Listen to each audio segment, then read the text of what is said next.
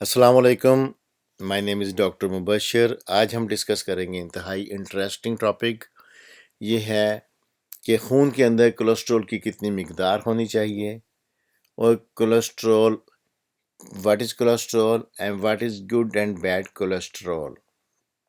ये आज का टॉपिक है। ये ज़हन में रखें कि cholesterol is not a fat. जो हम कहते हैं कि कोलेस्ट्रॉल चर्बी है, इज़ नॉट अ फैट।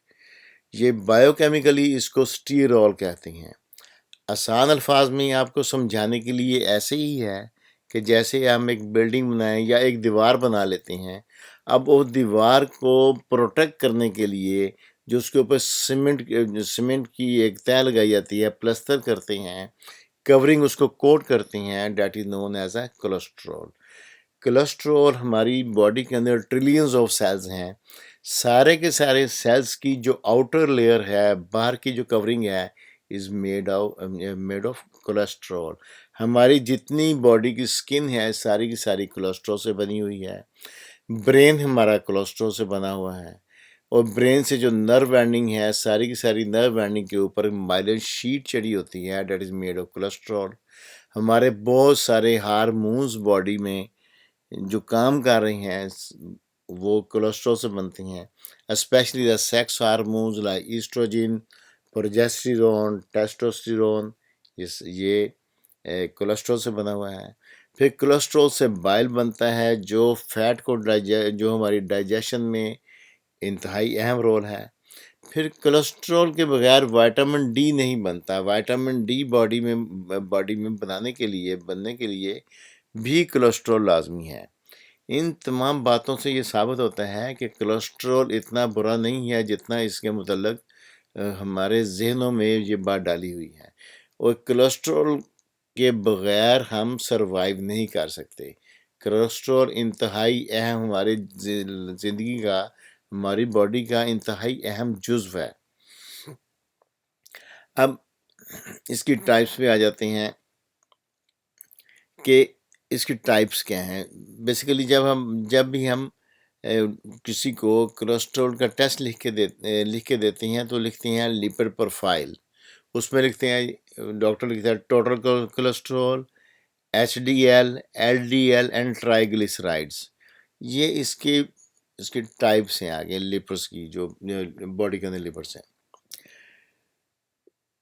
आगे सेपरेट डिस्कस करेंगे कि टोटल कोलेस्ट्रॉल कितना होना चाहिए, एचडीएल, एलडीएल, ट्राइग्लिसराइड्स। ठीक है। अब सिंपल ये है कि एच डी एल और L D L, H D L को कहते हैं high density lipoprotein, L D L को कहेंगे लो डेंसिटी लाइपोप्रोटीन। और इन दोनों को कंबाइन करेंगे, एच डी एल और एल डी एल को प्लस करें। अगर किसी का एच डी एल 40 है, एल डी एल 140 है, और 140 और 40 तो उसका टोटल कोलेस्ट्रॉल 180 हो जाएगा। ये सिंपल है। अब आगे है कि एच डी एल को हम कहते हैं is good cholesterol, L D L को हम कहेंगे इज बैड कोलेस्ट्रॉल। हालांकि सारे का सारा काम एल डी एल ने करना होता है। होता यह है कि बॉडी के अंदर जब भी हम कोलेस्ट्रॉल लेंगे, सिंपल फॉर्म में जब हम कोलेस्ट्रॉल है लिवर के अंदर, कोलेस्ट्रॉल जो है वो एल डी एल में लो डेंसिटी लाइपोप्रोटीन छोटे छोटे पीसेस के अंदर वो टूट के तकसीम हो जाता है। और ये एल डी एल फिर ब्लड के अंदर ट्रांसफर के जाएगा। जैसे शुगर जाती है हर सेल में, ऐसे ये ब्लड के अंदर जाता है पूरे जिस्म के अंदर। और जहाँ जहाँ कोलेस्ट्रॉल चाहिए जिन जिन सेल्स को, तो ये उस वहाँ पर प्रोवाइड करता है। और जिन सेल को नहीं नहीं चाहिए तो बाकी ये ब्लड के अंदर फिर ये इकट्ठा हो जाता है, पाइलअप हो जाता है, जिससे ये वो कहते हैं जी खून के अंदर ये जम जाता है। और इस जम जाने के बाद फिर उसकी जो वेसल्स हैं उसको तंग करता है, जिससे बाद में हार्ट अटैक बाकी प्रॉब्लम होती हैं। एच डी एल क्या है? H D L basically L D L जब फंक्शन करने के बाद जो बाकी एल डी एल बच जाता है खून के अंदर, एच डी एल बेसिकली उसको रिमूव करने के लिए है।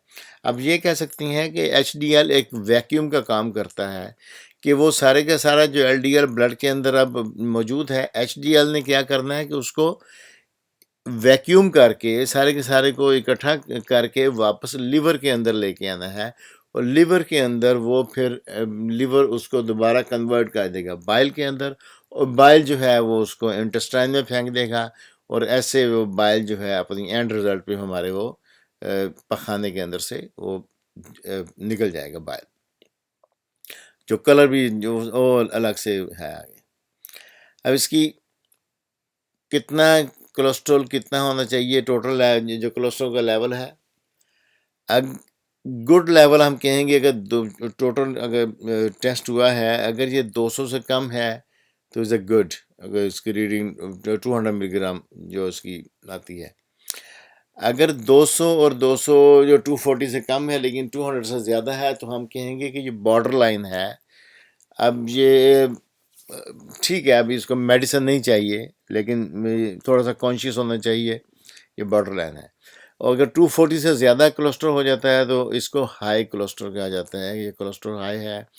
लेकिन देखा गया है कि बहुत सारे ये सब के अंदर इसके वो नुकसान नहीं होते जो हाई कोलेस्ट्रॉल के नुकसान, ये हम समझते हैं कि सबको ही हो जाते हैं, ये सबको नहीं होते। ये आगे से लाइफस्टाइल और जेनेटिक मेकअप, ये एक लॉन्ग डिस्कशन है, आस्ता आस्ता उस पर हम आपको बताएंगे। सिंपल फार्म में कोलेस्ट्रॉल लेवल एवरेज बंदे का 200 से कम होना चाहिए। अगर 200 से ज़्यादा है तो 240 से कम तो डेफिनेटली उसको रखना चाहिए अपनी हेल्थ को अच्छी हेल्थ रखने के लिए। अब आ जाती हैं कि एच डी एल। अब समझ आ गई कि एक वैक्यूम, ये एच डी एल आपका ज़्यादा होगा तो तभी ये एल डी एल को बाहर निकालेगा वेसल्स के अंदर से सफाई करके। अगर एच डी एल ज़्यादा नहीं होगा तो वो फिर एल डी एल खून के ब्लड के अंदर रहेगा और वेसल्स के अंदर वो इकट्ठे होने का, तो उसको उसको रिमूव उसकी सफाई एच डी एल ने करनी है। एच डी एल अब इसकी दो ही रीडिंग है, या तो ये 40 से कम है तो हम कहेंगे लो है, 40 से जितना ज़्यादा होगा उतना बेहतर है।